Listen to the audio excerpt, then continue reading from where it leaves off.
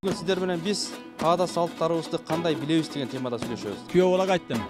Ой сен кызыбызды саңа бердим, сен досторуңа берген, аялыңды ар кимге өптүрө бербе деп. Erkek men ayalın ortasında bir şarikli koyalım, onu ökö bir oşa şarik jargıça kireş alat da.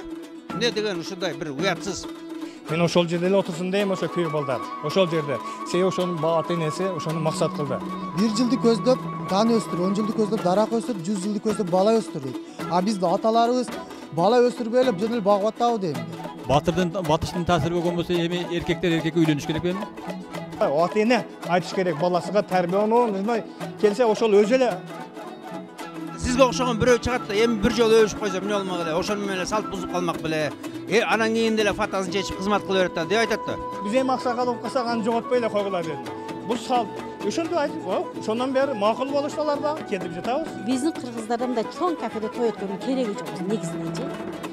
Ayaldардың мынау ең қатасы баяғы кепіл. Ең арзаны 10 000 сом.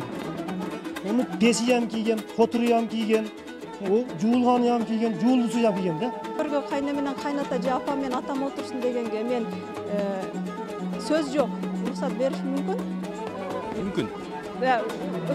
Кудайынан берчи деп кыз алдында да кана кудайыңар болсо нан берген жок го мага. Мына нан жок. Анан орозо туткандар болсо тутуп алып оозуна суу куюп ачтырган учурлар болгон. Молдакени молдакедей, эненин энедей, атанын атадай, мугалимдин мугалимдей, интеллигенциянын интеллигент. Үйлөнүп 3 günden keyin işensеңиздер көзүн жалдыратып жаш келин таштап Россияга кетип жок болот бала, жигит. Үй бүлөсүнү бага албаган кишини лох демей не деш керек? Лята деш керекпи, тряпка деш керекпи?